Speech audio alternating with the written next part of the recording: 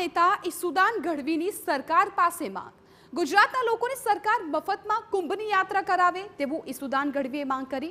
અસહ્ય ટિકિટ દર અને લાંબી રાહને કારણે નથી કરી શકાતી યાત્રા। ગુજરાતના લાખો શ્રદ્ધાળુઓ કુંભ મેળામાં દર્શન નથી કરી શકતા। લાંબુ વેઇટિંગ હોવાથી સરકાર સ્પેશિયલ ટ્રેન દોડાવે તેવી માંગ કરવામાં આવી છે ઈસુદાન દ્વારા। જરૂર પડે તો ફ્લાઇટ દ્વારા પણ શ્રદ્ધાળુઓને કુંભમાં મોકલવામાં આવે।